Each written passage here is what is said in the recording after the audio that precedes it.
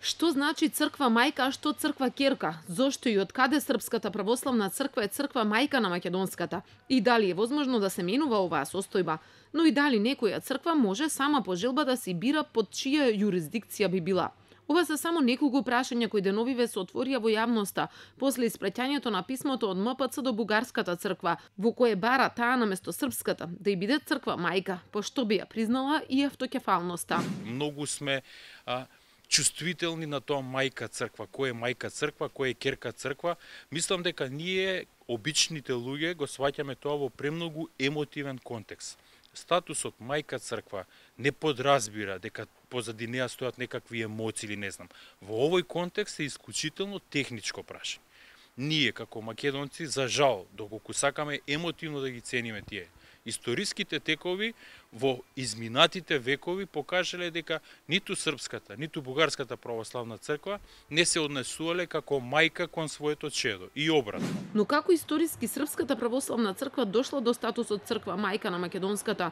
Тоа според аналитичарите доаѓа со осамостојувањето на македонската православна црква, која во тоа време била под јурисдикција на српската, која имала надлежност на овие простори.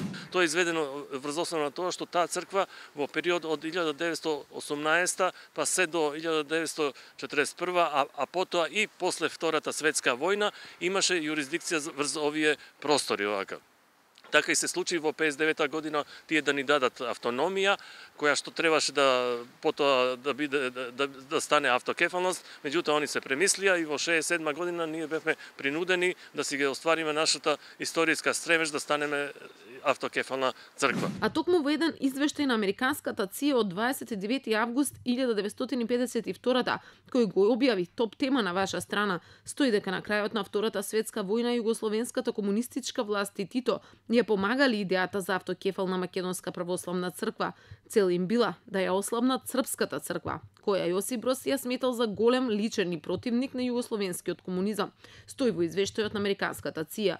Но од друга страна истиот документ наведува дека Тито се плашел борбата за независна црква да не се претвори во борба и за независна Македонија. Во истиот документ се опишува дека македонците сакале независна црква уште од 1913 година, односно по воведувањето на српската власт во Македонија по Балканските војни.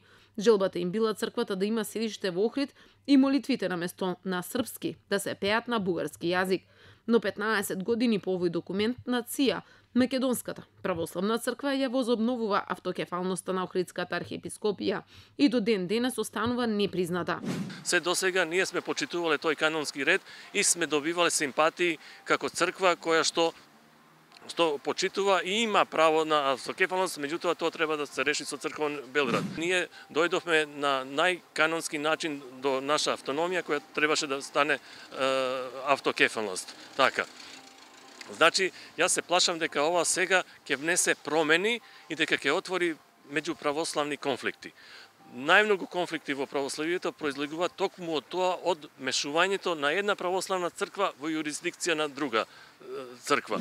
Истакнати личности, интелектуалци, академици, новинари и потомци на познати семејства од Македонија веќе ја повикаа Бугарската православна црква, синодот и конкретно бугарскиот патриарх Неофит да ја прифати подадената рака од Македонската православна црква. Ова доаѓа во исто време со ратификацијата на договорот за пријателство и добрососедство на парламентите на двете земји и предустрешната заедничка седница на владите на Македонија и на Бугарија во Струмица. Според познавачите, ова прашање повеќе изгледа дека е политичко отколку црковно. Фактот што станува политичко прашање, мислам, е една добра динамизација на процесот. Зошто? Бидејќи кога имате политичко прашање, мора да го решите со политички методи, техники и со луѓе кои што во принцип функционираат по друга една траекторија. Зошто е битно? Битно е, бидејќи во овој момент околностите политички се такви да можеби даваат некоја шанса да ова решение се придвижи, меѓутоа повторно ќе кажам, сепак црквите на овие простори мора да изнајдат начин да го решат. Според пишувањата на бугарскиот весник 24 часа, синодот на БПЦ на 27 ноември ќе одлучува, но се поизвестно е дека негативно ќе се произнесе по барањето на МПЦ. Според весникот, одлуката ќе биде поради стравот на бугарските свештеници од реакции на останатите цркви, пред се на српската и грчката.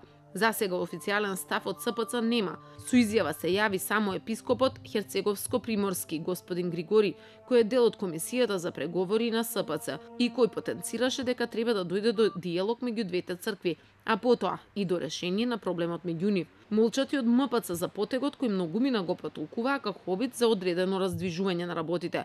Само владиката Агат Ангел јавно го искритикува, сметајќи дека е продолжение на договорот за добрососедство, со кој не е заштитен ниту македонскиот народ, ниту македонските национални интереси.